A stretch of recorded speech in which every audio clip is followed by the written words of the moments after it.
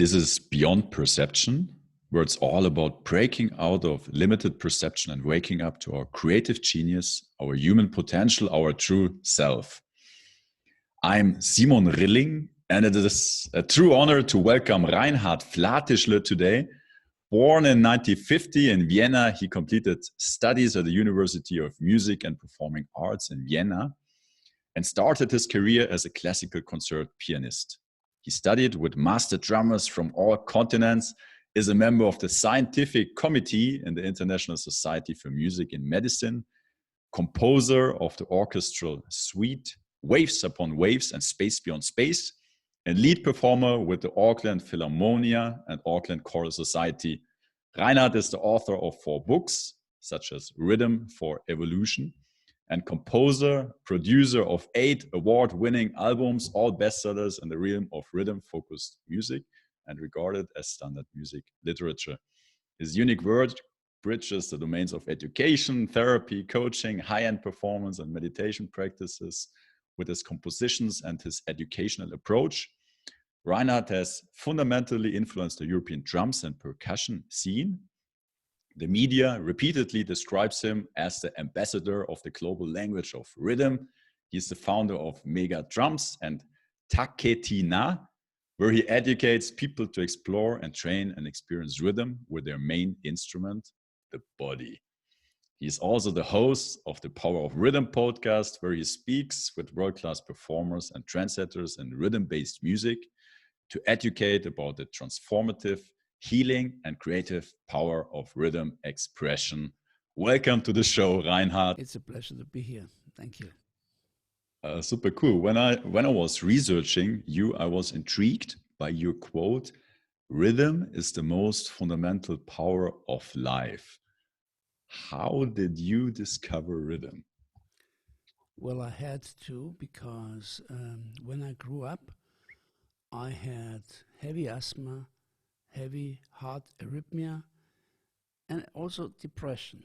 And then on the other side, I started piano with the age of 4.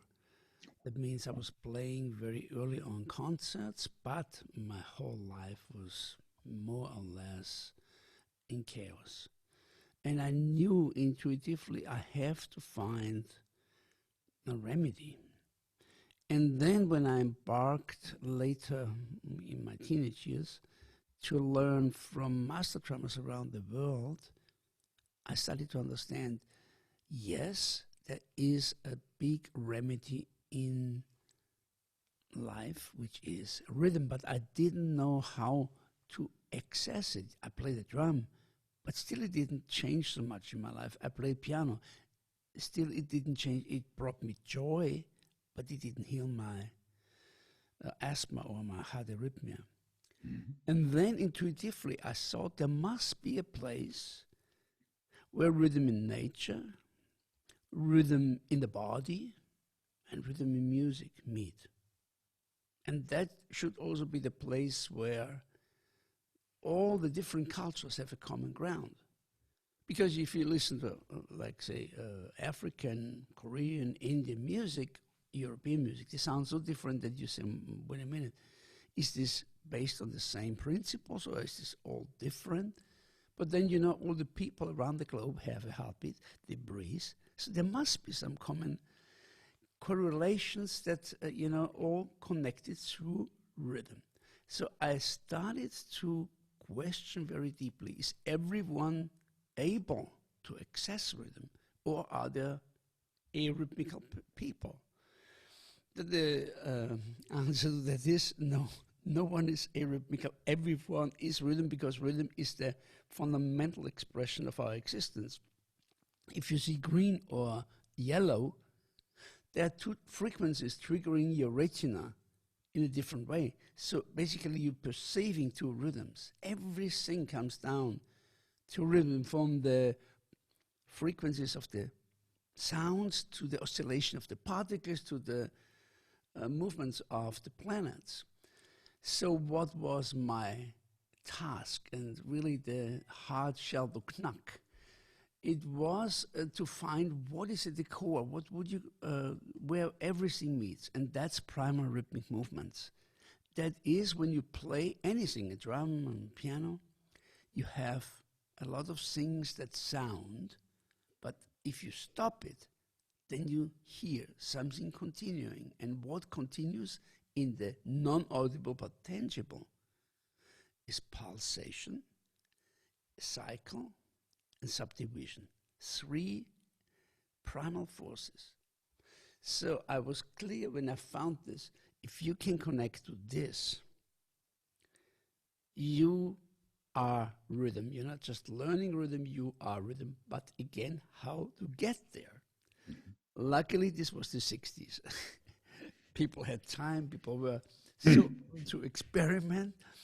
And this was just a sequence of going to countries like Brazil, Cuba, Korea, India, and getting to know what they do and how they go about their rhythms.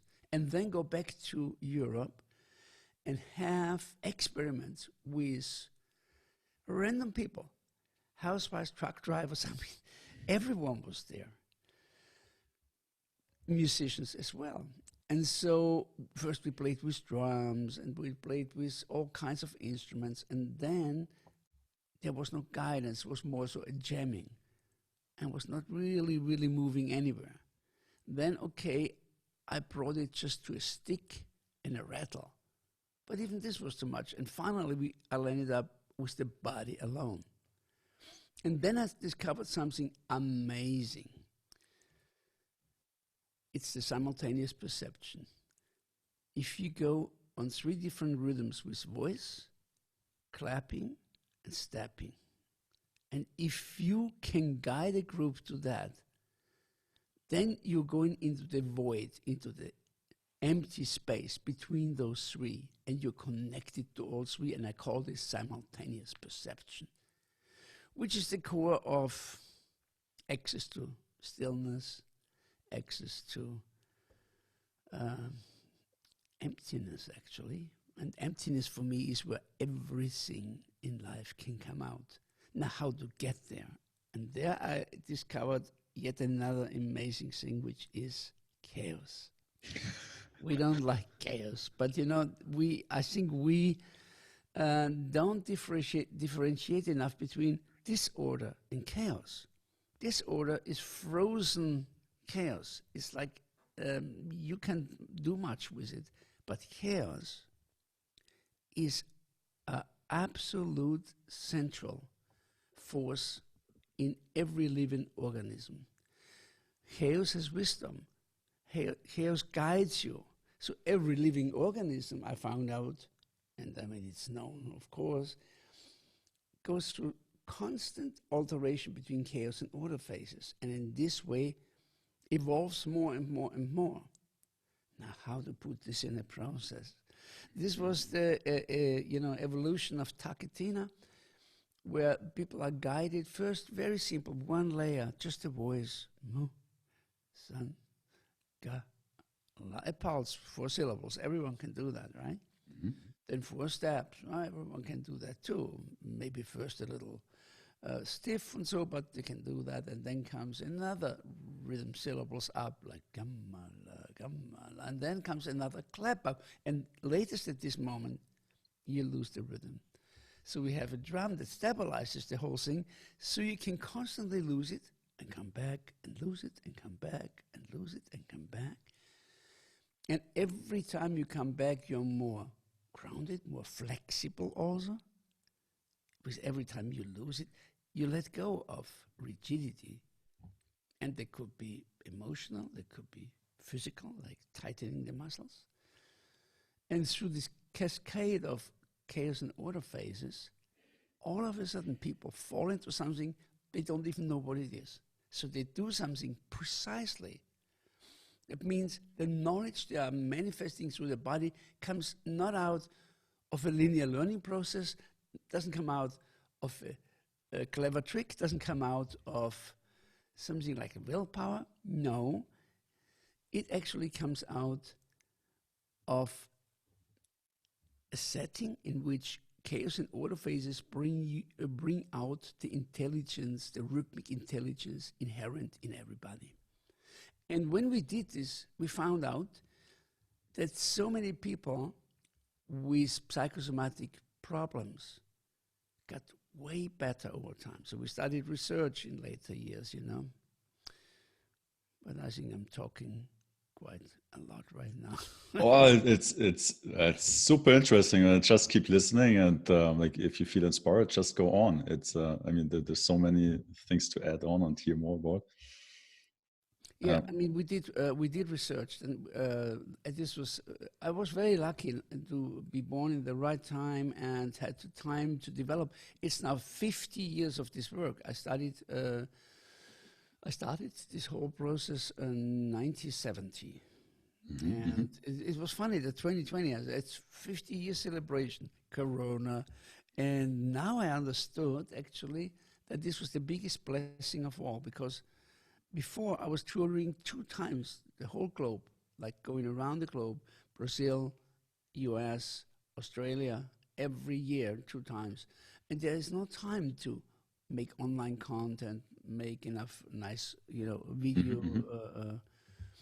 And now since April, when I came back from Brazil with the last flight, I'm sitting here in my studios and I have kind of brought TaKeTiNa now on a completely new level, where people can also just watch and see it and get inspired by films, which didn't exist up to now.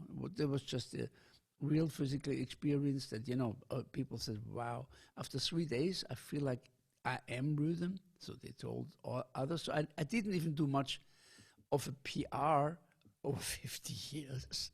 I didn't go on Facebook and Instagram. It's a more recent thing, because it worked just like this now. And now a new phase comes up, as we know. I've just been teaching the Australian training and the Brazilian training completely online, and it worked. And I was amazed that it really worked, because once you have the code how to approach it, and you could say TaKeTiNa is a code how to go about the rhythm experience, how to open that lock that now opens the experience of I am rhythm. And with this, everything that I had in the young age, like asthma, heart arrhythmia, etc., completely gone. Now, I had a Navy SEALs training with Mark Devine for 14 days. Pushing me over every border. I am a diver, being an asthmatic. That's pretty amazing. And it's only because of the work with TaKeTiNa, actually. And TaKeTiNa also has then the knowledge where it goes into the TaKeTiNa Symphonic, orchestral work. MegaDrums is also based on, basically it's a code that I kind of decoded to find how to access rhythm on a completely new way, because I was always frustrated as a kid. They're telling me about this cake. So this is the whole cake. Now we split it in 2 and in 4, and it's the 8th note. I say, what the heck are talking about the cake? What has this to do with music? And then I asked, what is meter and what is bar? And no one really could explain it to me. I mean, they could define it, but they couldn't give me a physical experience of that. And that really brought me to the point to say, from the side of the health, from the side of the music, let me find this profound access to rhythm. Wow, that's amazing. Many questions coming up. So when I look back at my own life, for the most part of my life, I was completely rational, controlled, detached from my own body or even voice. And I wouldn't really want to move, dance, or sing because I thought that's just not for me and I would be or look ridiculous. And you just mentioned it before, like, is rhythm something natural? Is that accessible to all of us? Is like, can you be wrong? Or is it like, are there like, because I mean, when I look around, I mean, here in the Western culture, my wife is from Mexico. There, it's very different. Like we're so detached from moving and using our bodies, and so my question to you, like, this is something we can all experience and access. We cannot only experience the excess, we are that. This is the real secret. We are it. We cannot even escape it now. But having said this, it is quite amazing when I look back. And we had all the drums laid out, and people would come, and this was like, remember the 60s, like we had parties, and we smoked dope, and everyone come in and then played, and you know. But if you recorded it, which we did several times, it sounded horrible. It didn't move ahead. So also, you are a deeply rhythmic human being. We've got something as a bonus from the creator, which is you can have a free will, you can think. Now, thinking is a very, very beautiful sword, but it has two edges. One is, if you're very still and just one thought comes up, that's beautiful. If you're thinking at home and it goes all around, compulsive thinking, and it repeats it and repeats itself, that fills you up and cuts you off the here and now. So what we can do as only as only beings on this planet is resist synchronization. If you hear frogs, I have a pond out there and with frogs. So they go like a quack, quack, quack forever, you know, always synchronized. And I mean, there are little chaos phases, but they never fall out. They're always, one starts and everyone goes pop, pop, pop, pop, pop. But I've never heard one frog doing quack, quack, quack, quack, quack, quack, quack, quack, quack, quack. Now, that doesn't happen because they cannot resist synchronization, so they cannot create. That means, on the contrary, we can do this. We can resist synchronizations. But unless you're really born and constantly exposed to the rhythmic experience, which no one of us has, that gets closed down again, and you need a code to open it up. Now, just playing a drum, yeah, it opens the door a little bit, but it doesn't open it that way that you feel like, I am rhythm. So what TaKeTiNa does, it gives you that knowledge back, I am rhythm, because the people are in like they come, have no clue about rhythm, have no prior rhythm experience or musical experience, even practical. And in 3 days, they're in 3 layers, in a polyrhythm 3 and 5, which actually even a musician would find difficult. So they know this cannot be a trick or trained. That's super interesting. And would you, if like when you say they know they are rhythm, or so it's like you also, I think you've referred to becoming one with rhythm. Is that an altered state of consciousness? Is that a trance? Like, are you like is that like, or like do those words make sense at all? Because I mean, some people would describe this as trance, but what is trance? There's so many connotations around trance, you know, that I even don't want to touch it, because some have this impression you're jumping around like crazy, don't know where you are. And no, it is actually, what it is your human home, where it's completely still and moving, where you're beyond, and that's merging with your podcast, beyond, where you're beyond the dichotomy of polarities. See, we're always pulled and pushed between the dichotomies of polarities. Yes, no. And in some instances, but very few instances, this makes sense. If you go and now your path splits into something that goes to the right side, a road goes to the right side, a road that goes to the left side. You need to make a decision, either this or that. But if we have a talk with the mindset, either you or me, because we discuss something that Mhm. is hot, and so either you or me. That's always calling for a war, for a fight, so or making love or making music. You Mhm. cannot be in the state of either me or you. You have to be in both things at the same time, or many things at the same time. Now, there's something in our life called multitasking, Mhm. Mhm. which is not at all what I'm talking about, because multitasking goes very fast from one event or whatever it is, mailing or writing, to the other, and back and forth and back and forth. So, first of all, it's very strenuous that you go so fast around, but then also in the split second, you look to the other thing, you're missing that. And then you look to here, then you miss the other thing.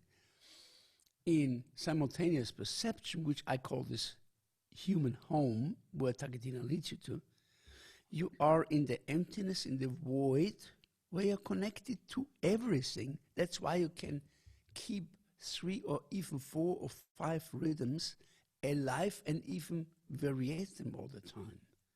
That is intentionally not even possible. You can only put the trajectory and let it happen.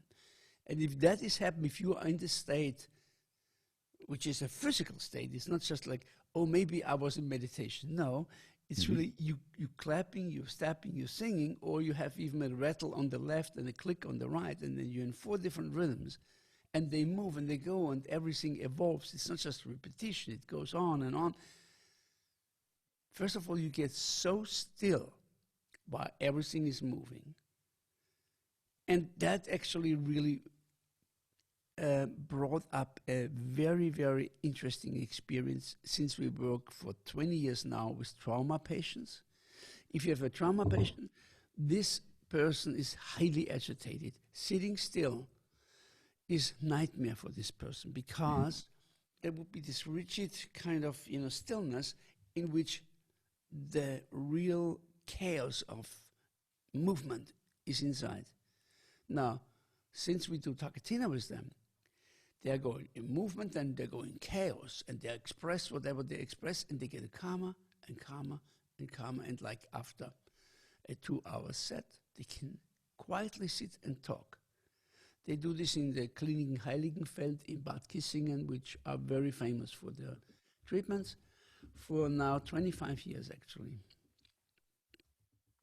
Wow, that's super interesting. And I mean, like, I'm curious to hear you. Like, what I hear, a couple of things. I'm not sure if you've ever heard about the term natural law. There's law of polarity. There's law of vibration. There's law of um, what just what it is like polarity, rhythm. There's law of rhythm too, and vibration. A couple of others. So, like, from what I understand, it's really about experiencing the laws of the universe, or nature in a sense, or Yeah, possibly. even if that sounds like big words, that's actually the truth. What TaKeTiNa does, it connects you to laws. And so teaching, I'm also training people to learn to guide TaKeTiNa circles.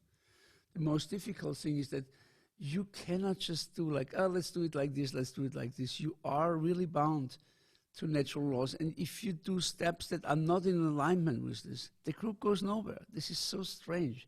It's like a code. If you have the right code, if you do the right things at the right time, which always refers back to the law, then everything happens like magic. If you don't do that, people say, yes, why are we stepping? I don't want to talk so much. I don't want to clap. They'll have bring all this don't want to up, while in the other things, they're beyond the dichotomy of polarity. And I think this is one of the biggest trajectory that I would think that comes out of rhythm. Rhythm is polarity movement. And, there is a pulse. So you hear something and you're attracted to, here comes this snipping again. Mhm. But listen to the in-between. The gap that separates that snipping. And when you kind of connect to both at the same time, the gap and the event, you are going beyond the dichotomy of polarity. And I believe being on this planet is the high school of learning about polarity. Man, woman, day, night, exhale, inhale, systole, diastole, all of this is all going in polarities, and all polarities move in a rhythm. And when I start to work with the physicians that have helped with or have set up even the research we were doing for 10 years, I was not believing what kind of orchestra lives within every human body, how the breath is connected to the heartbeat in a relation. Then this relation, which is basically 1 to 4, but it can alternate, then influences the hormone cycles, and all of that is all orchestrated. And if these rhythms come out of sync, then you get sick. So this was one thing I heard from many doctors I'm working with in the 80s already, because we started in the 80s already with Dr. Köpchen in Berlin. Health is always connected to rhythm. That means the nature's favorite transport mechanism of information is rhythm. And if the rhythm is distorted over a longer time, not just short, and rhythm always includes the chaos phase. It's not a rigid rhythm, it's a moving rhythm. You know, if you listen to a heartbeat that is so irregular, they say, oh my God, a healthy heartbeat is very irregular. And that was one thing we have been measuring, heart rate variability. And it's now a very, very hardcore scientific branch of chronomedicine, and they have our monitors, like heart rate variability monitors, in every intense care treatment in our hospitals here. From what I remember is that the more like equal the beats are, the more stressed you are, literally, and the more of a fluctuation or a variability, the less stressed you are. Yeah. Now, this is also very interesting because there is this saying in Chinese medicine, when the pulse of the patient is like the woodpecker straight ahead, then he doesn't have to live maybe just 2 more days. Then, so the rigidity, complete rigidity means death. Now, but then go to the other end, like what happens in a heart rate when a heart goes out of sync, like you have heart arrhythmia. Most of the time, there's the sinus knot, right? And then another cell says, I'm a sinus knot too, and I want to fire too. And then another one says, I want to fire too. So it gets a real chaotic situation, and if it gets too chaotic, like he is too rigid, he is too flexible and too chaotic, you can certainly die from heart arrhythmia, you know. Then you get kind of a arrest, stillstand of the heart. So both of the things, if you play Mozart completely rigid, everyone says, nope, it's not Mozart. And if you play ye-ta-ta, ti-da-da, ti-da-da, ti-ta-ta, ti-ta, no, it's not Mozart either. So there is a realm where it is so pulsating in a way. See, groove means you are moving. It's not strict, but it's really that I am in the groove, I'm in the zone, means I'm now with chaos, order, and all together. Super interesting. So if you, I mean, you have been studying this for so long, if you look at ancient cultures or maybe indigenous like tribes or so, like they have a very different lifestyle than we do. And if you look at like, I mean, you just said rhythm is related to disease, and in our civilization we have a lot of disease like related to aging, but then probably not just to aging, but maybe also to our lifestyle. And like, what would you see, like, think of like in terms of our lifestyle or how we live in the Western world, like how does that interfere with our rhythm, or like like like are we just by nature like rhythmic creatures, and just because of our lifestyle that like distracts us? Or Yeah, of our decisions, we have got everything from the creator that we need. So it's not like, oh, we didn't get this or that. It's decisions. And see, one thing that is fading away more and more is resilience. In the new education, everyone, has a little crown and everyone has done it right now. What I learned in the Navy SEALs training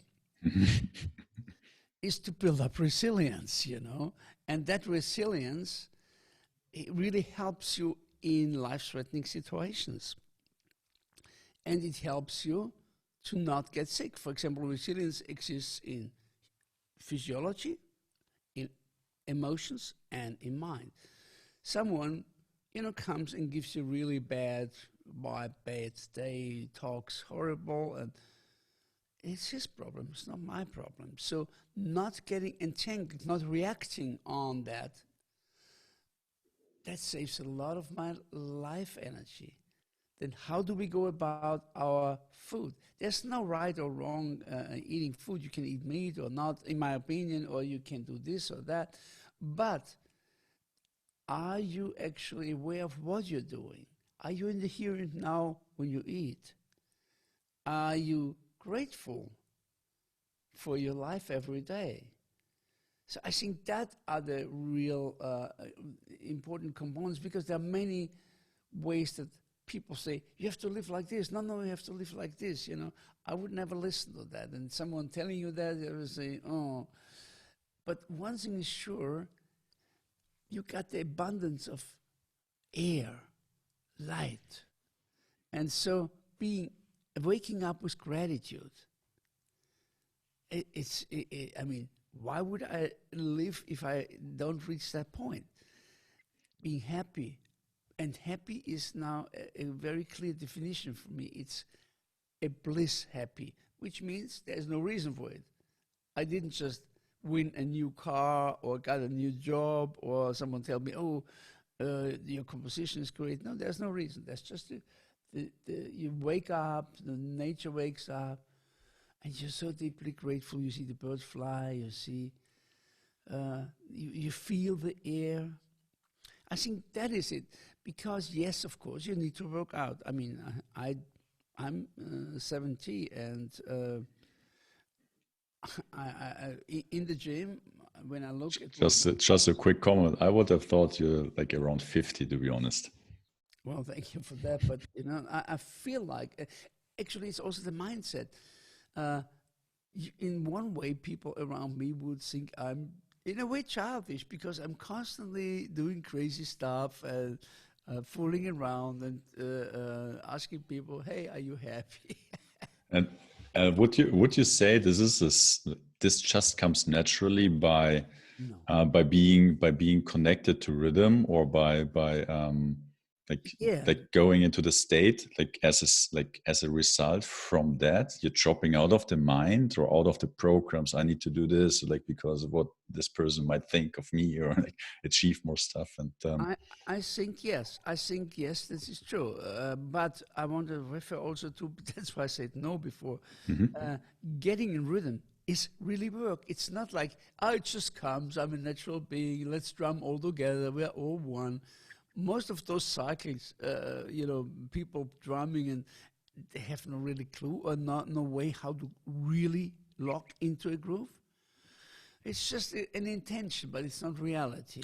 And how did you find like this exact recipe? Like did you go to like tribes? I don't know, like whatever, like, and No, was actually, I it learned. experimenting or? No, I had, an existential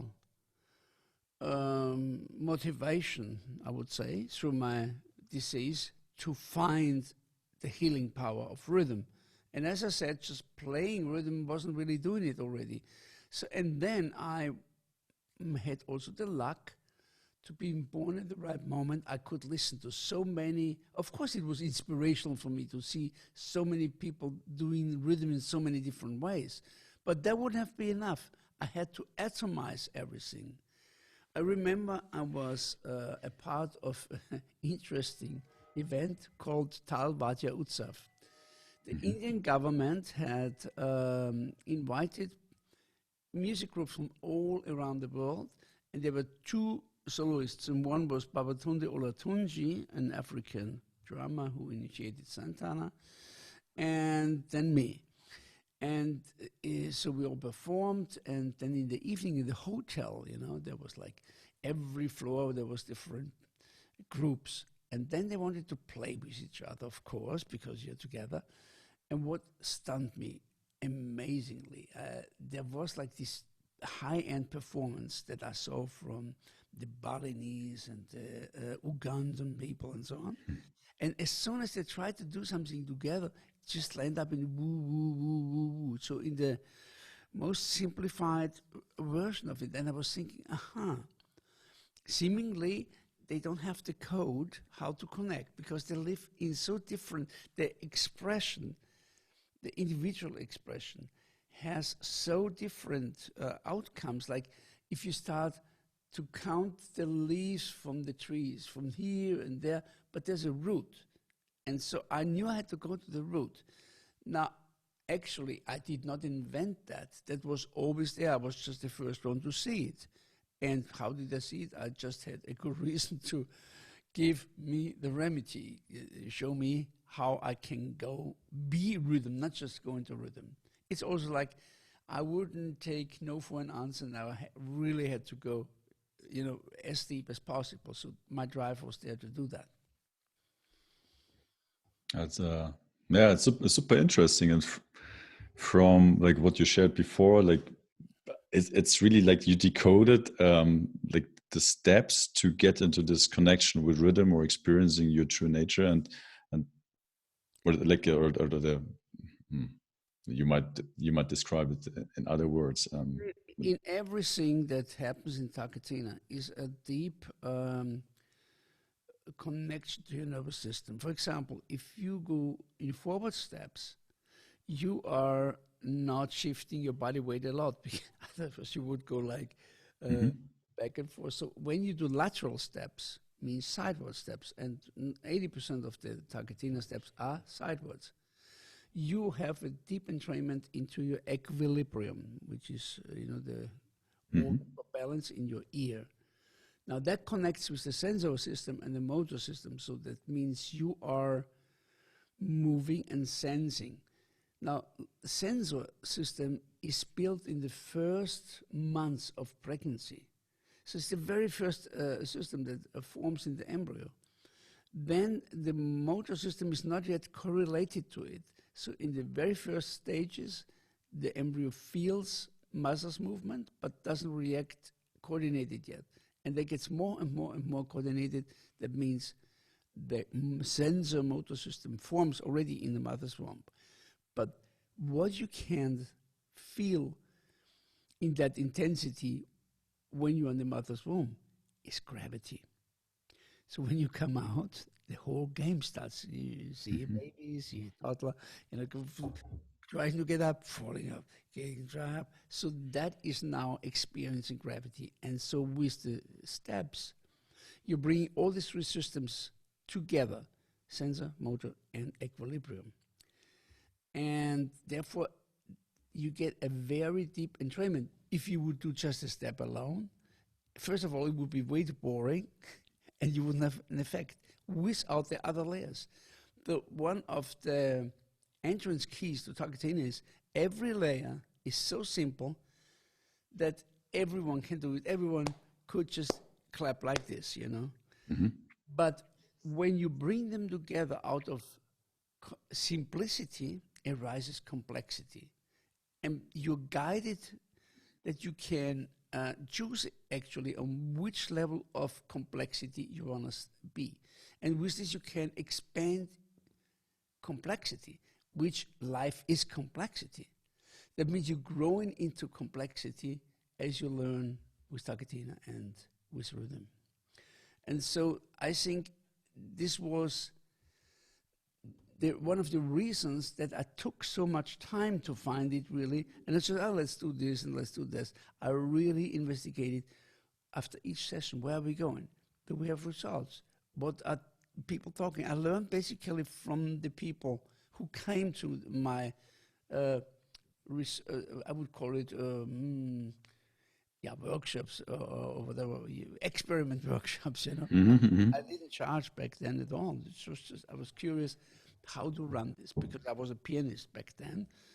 So I had a good backing in music, and I had the freedom to try it out and try it out and try it out. And we had like 6 sessions, 7 sessions a week, you know, like really every day almost. And in this, with a deep meditation about everything that arises, all of a sudden I saw these laws unfolding in front of my eyes. And yes, of course, they were there all the time. Anyone else could have found it. Super interesting. And what you said before, that also in terms of like disease, yeah, this training or this method can kind of like has an impact. And what I like have been thinking, also witnessing personally, how emotional well-being is connected with disease, and also if like we are energy vibrating with a certain frequency, it makes sense that maybe imbalances or like parts of the body not vibrating at the right frequency, or maybe energetical blockages because something has not been released from the past. And how would you like make sense of what I'm just saying, or like does it make sense what I'm saying, or like how would you connect that also with what you're doing, like trauma, emotional trauma, or like okay, it's a little chaotic, but okay, let me go to that now. Now comes the order. We have right now a pandemic of depression, actually. That will only surface next year when we really see what the after effects of all these lockdowns is, of people losing their jobs, of people living in such uncertainty. Now, we have a research study with the Uniklinik Erlangen that should have started in August, but of course, because of Corona, we have to postpone it now to April. That is a 1-year trial, TaKeTiNa and depression, because we have already results that we now want to put in a clinical study with blood samples and all of that. I would say when you are, let me go from here. What is clear now is everyone knows that when you're depressed, your immune system goes down. But what we know now, if your immune system goes up, your depression goes down. So that means it's also the other way. Now, what we found in our research, and it's documented by physicians, you can find this on our website, is that TaKeTiNa strengthens immensely the immune system through bringing you immediately into a better heart rate variability, which means you sleep better and all of that. And that strengthens the immune system, and in this way already kind of, heals depression in this way. But it's also that other thing that you move so much in TaKeTiNa, and of course, that's very well known if you have a depressed person. So come on, let's run together. And you're running, and come back. The depression is way less. So we will have to find something, I think, to counteract that tsunami of depression. And there's one more information that I want to really everyone to know. We have a nerve that's called the vagus nerve. And the vagus nerve actually is the largest nerve, and because that's his name. He goes around everything from the sexual organs up to your brain, and it touches all the other organs. Now, the vagus nerve, if it's understimulated, your heart rate goes up, your nerves go weak, you are in not a good state. If your vagus nerve gets deep stimulation, your heart rate variability becomes really strong. And so stimulating the vagus nerve is one of the most important things we can do now in these times. The most simple thing would be just step out the door, take a deep breath, take the time, feel you can take anything in, and then with the exhalation, let it go out, you know, and do this for some time. And already then you have already strengthened in some way your vagus nerve. But we have scientific proof that TaKeTiNa over 2-3 days dramatically stimulates the vagus nerve. So we have measured heart rate variability over weeks and months after that event, and it stays. Ah, wow. So it's not just like dealing with the symptoms and then you have to continue doing it, but it really changes something. Yes, it entrains the vagus nerve to again re-engage in the proper way. Because anything we see, if you train to think negatively every day and every day, that becomes so entrained in you that it's a reaction on whatever you see will be negative, and this is a deep influence on you. So basically you're training yourself to see everything negative. It's not anyone who has told you to do that. You're doing it to yourself. And so because we are masters of ourselves, we can also reverse it and teach ourselves how to stimulate the vagus nerve. Yes, it's dangerous. Yes, it's crazy times. But still the same applies. What can I do in this situation? The challenge, for example, if I'm in a great state of strength in myself, every challenge, I say, a new opportunity. Let me see what opportunity. And so, yeah, that's how rhythm work and, you know, the deep art of living a fulfilled life is very interconnected for me. And before you mentioned also that chaos is part of creating process, like I'm using my words, and to recreate order, to then have chaos again and order, that is kind of a rhythm between the two.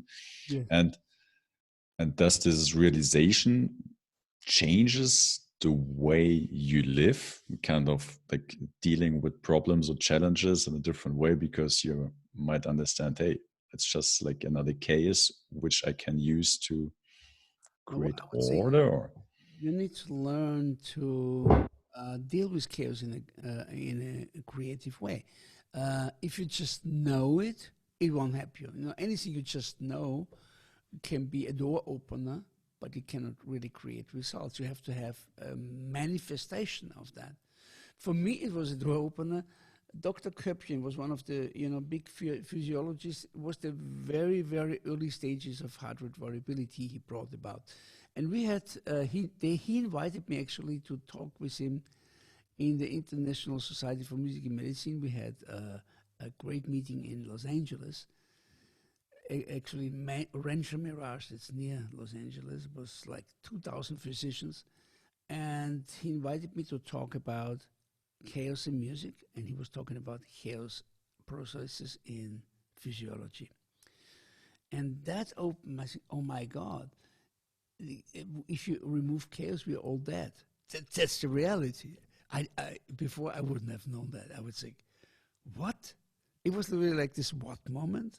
And then I researched and I looked and said, oh yes, my God, that is like this. And then I saw in this way how TaKeTiNa mirrors these natural processes. And actually, this is the only way how you can get an absolute beginner, or whatever you call this, a person without previous experience, in 3 days into these deep states of a groove. Or, I mean, manifesting rhythms that are really complex, only through this chaos and order phases in the fluctuation of that. And of course, the chaos and order phases change in intensity. It's not the same. There's an evolution in that also. But then you land up in this moment where the realization is, and that's what I like in TaKeTiNa, it's not you sitting and you're not knowing, are you dreaming? Are you meditating? Are you sleeping? And I was in a Zen monastery in Korea for 9 months, and that was an amazing experience. We also learned drumming, and I love meditation. I do it every day, and yet TaKeTiNa is a much easier access for me to get into this empty space, because when I sit, even now, yes, it's getting better, but I still have these moments. Oh, I dreamt. Oh, I feel like, and that's why you have in Zen meditation, the guy with the shippei, like, yeah. But so for me, this was a very, very interesting thing, that you have no doubt if you are there, because you are there physically. If you have the compulsive thinking coming back, you lose the rhythm immediately. They fall out again. So it's a real pristine moment of being rhythm itself. I always knew that is what I'm looking for. Not doing rhythm or doing rhythm really good, but being the rhythm itself. And would you then say it's like, I am like, if I like would join you in a 3-day course, for example, and like I would it like me being learning it, or would it rather be like remembering it and tuning into something which is anyway there already, or is it like Of course, it's just the second one. You cannot in 3 days. You cannot just. I cannot teach you something, in a way that this complexity would arise. No, I actually, with your help. This is not something you impose on people. Like, if you come and you open to this, I help you to unlock that doors that lead you to remember that roots of rhythm that reside in you. That's simple as it is. I can tell you, I started your online introductory course. Yeah. Oh, really? Yeah, I got very, very intrigued, and We have still to work on that. Have to apologize. We just jumped into that. So I find out for online that many of those things are much too complex. So we are now going for a full launch in March 1st, where we kind of fine-tune the things. And now we put already in sound meditation and inner visualization. And we will make the guided rhythm meditations in a way much simpler also. I mean, I had to learn with my film guy. There's a second film guy is my kind of target. If he can't do it, and he's very, very out of sync, if he can't say, okay, maybe many other people can't do it either. And so I went down to even simpler and simpler and simpler. That's my way right now. By keeping the complexity in its of the TaKeTiNa rhythm itself, but start really, really simple and get everyone on board. So that will change. yeah, of course, we will add all the information to the show notes so that everybody is invited to experience that themselves. And you like used the term before, polyrhythm. Is that's like different rhythms at the same time? Oh, there's an apocalyptic battle about this whole terminology. Oh, okay. No, but I can explain it very easy.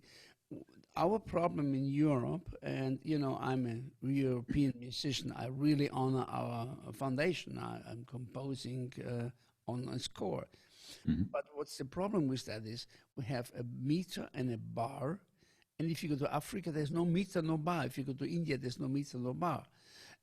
So we are addressing the primary rhythmic movements, pulse, cycle, subdivision, in different ways.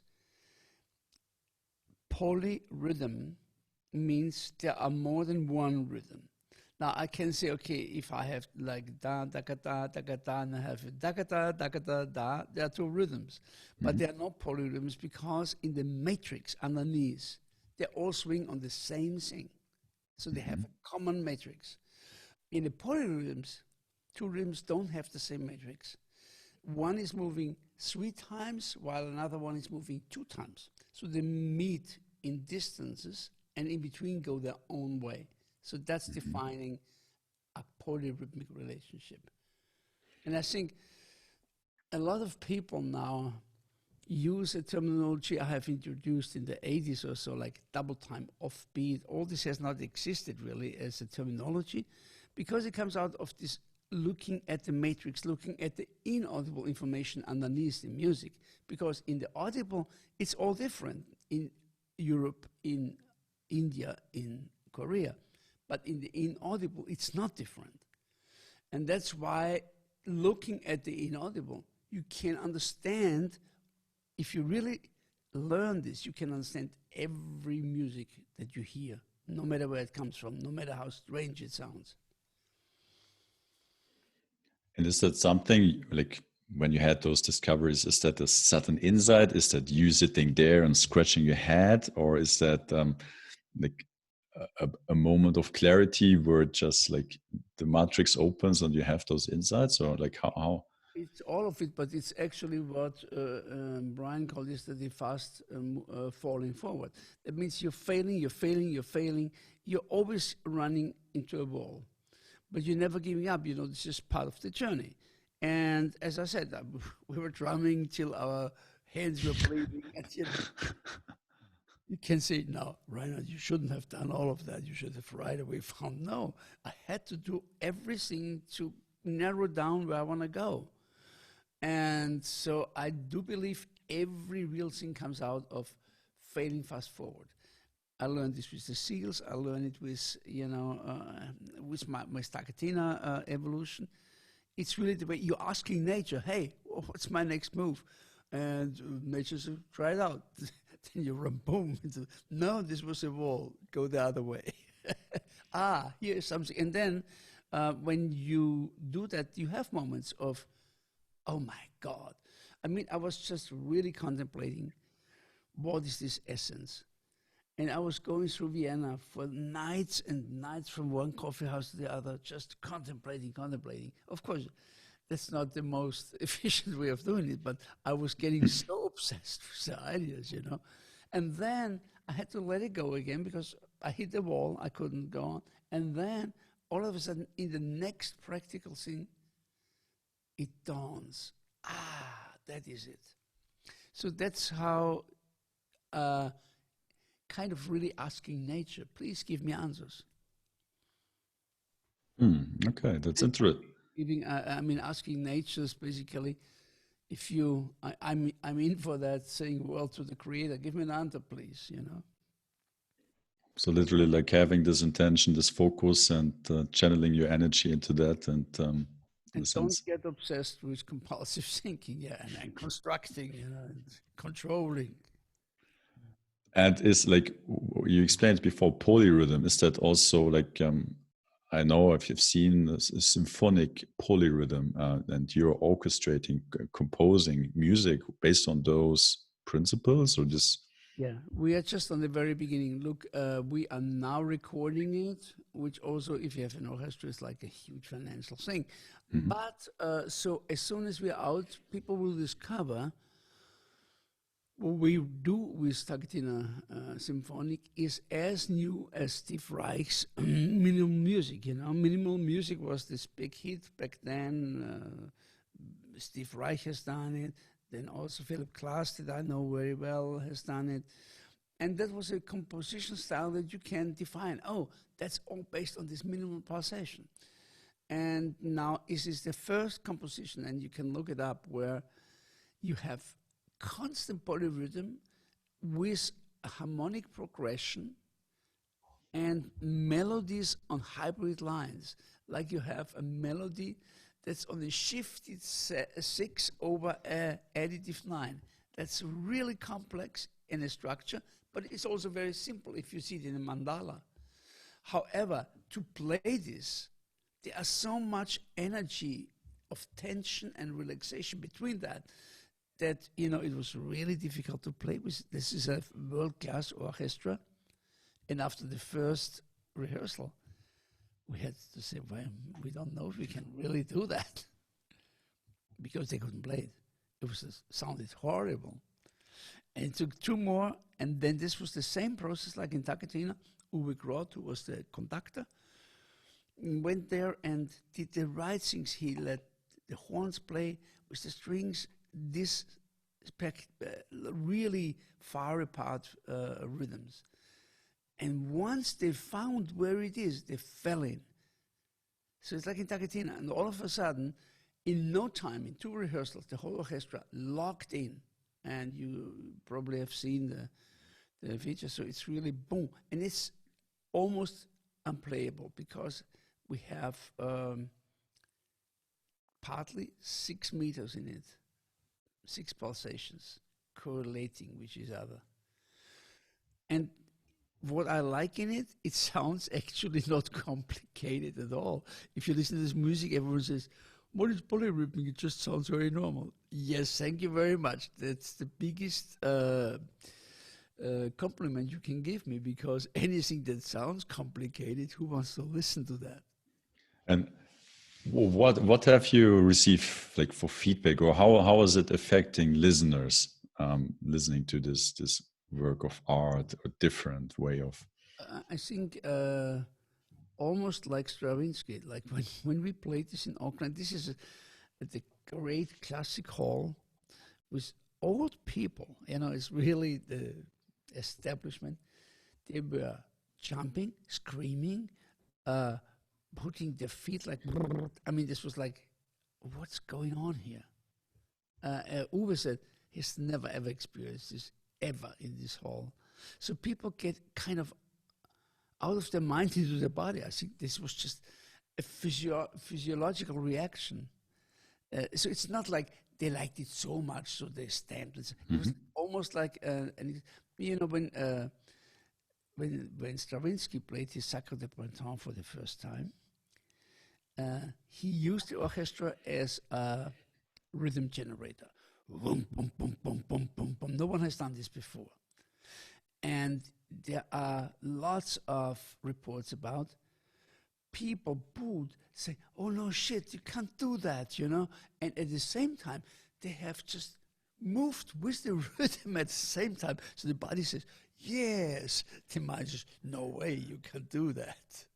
And so this is the amazing thing that what I've seen so far in both compositions, waves and space, that people really go out of their mind into their body, and they have these huge reactions. You have the huge reactions on it. This is all I can tell you so far. So and we intend to really bring this more and more out now. Yeah, I've listened to it, and it was very beautiful. It was. And would you say that it has a similar effect than like participating in the training you facilitate, like just listening to it, like kind of are those do those words make sense, like to go into resonance, or like with like they are door openers. It's like, you know, when you listen to it, you feel something deep inside. But this, of course, as I said, to get back to this profound experience, I am rhythm, you need to do something. It's not just coming flowery. It is work. People go through extreme states. Like, what really touches me there is this training with CEOs. They're all people who have so much power and so much, you know, achieved in their life. And now I see someone not getting the Ma clap and getting completely out of his mind about that, you know. Yeah. I was seeing people crying. So this is a process that goes through extreme challenge, release, and all the emotional roller coaster in a way, to finally end up in, that is illusion. And beyond the illusion, and of course it's reality at the same time, but finally it's illusion, and behind this is the stillness, which is at the same time movement. So if you would ask, let's say 200 people to come to a workshop, in the very first moment, please, let's do an experiment. Let's just sit half an hour still. And if everyone can do it, everyone gets €100. No one ever will get any cent for that. No group can do this like this. So then you do 2 days TaKeTiNa, and in the evening I play like I let them drum. Very simple one beat drumming, going into gong meditation, and the gong is gone. 20 minutes, no movement. And why is that?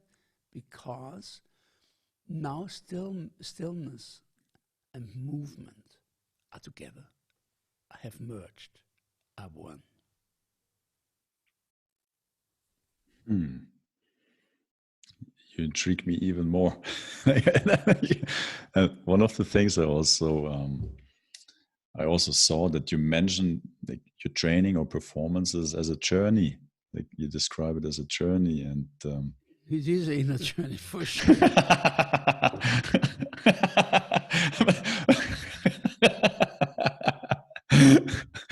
But I'm also referring to your polyrhythmic compositions, like that you like kind of like listener or like maybe you like you're embarking on a journey with a certain motivation or intention for you as a creator or the listener. Of course. Now, if you play great music, you're always taking your listener to a journey. Otherwise, why listen to this music if it doesn't take you on a journey? It always should, when it touches your emotions, when it touches your sensations, you are on a journey.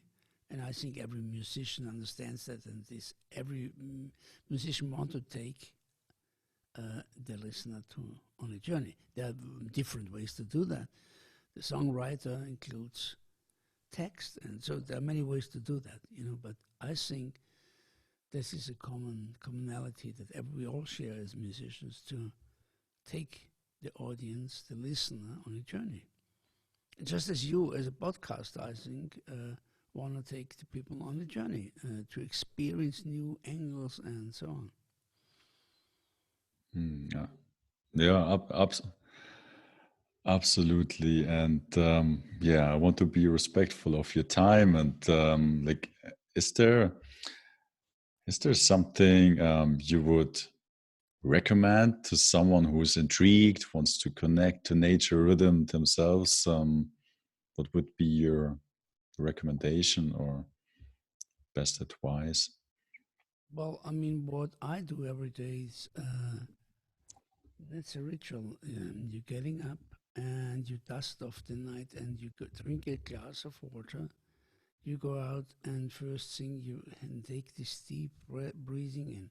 Now you might not feel, oh, I'm in bliss. You might feel grumpy, but that actually will fade away.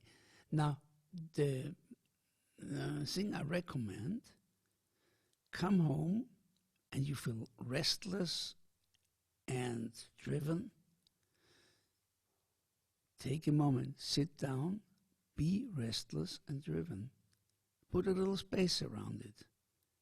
As the space grows, the restlessness and this kind of being driven goes back, and all of a sudden you are in a different world. So don't forget, you are the master of your life. Everyone just needs that moment that we usually don't do. We all know we could. There's a flow. I can right now do push-ups, but I don't do them because I'm too lazy, whatever. So it's always up to us to do it. And so that's what I learned is know the consequences. If you are too lazy to evolve, you're missing out on life. You're missing, like, not bringing yourself into the here and now. And rhythm is the master tool to bring you here and now. It's the only place where life happens. There's no other place where life ever can happen. Life is always now and never not now. You can think about the future, you can think about the past, but life is always now and not now. And so if you miss out on now because you're in la la land or you're agitated and think back and forth, you're missing out on life. And life in our body has a time span that we can use. And if we once come to this end of it, and then all of a sudden we recognize, I missed out on so many occasions to experience life fully. Beautiful. Are there ways to, what are the ways to experience what you're doing? Like Well, you can. I mean, I think Corona will open up again some time, and we are giving workshops all over Europe, the US, Brazil, Australia. You just go to TaKeTiNa, just as you speak, .com. You can also go to thepowerofrhythm.com, where you find my podcast, and there's a link to TaKeTiNa as well. There's a link to the TaKeTiNa Symphonic and MegaDrums and all the projects I've done. Yeah, and whatever might interest you, might call you, go along with it, or just breathe. That's helping too.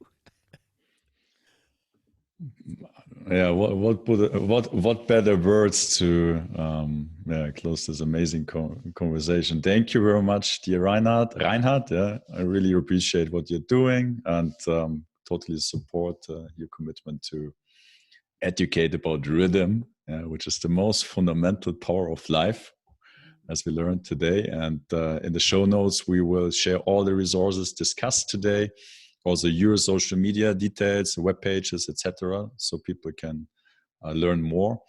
And to you, dear listener, if you would like to what you heard, please give us a 5-star rating on Apple Podcasts or Spotify. Check out Reinhard's work, and please share this episode with your friends to really make a difference and bring this amazing information to more people.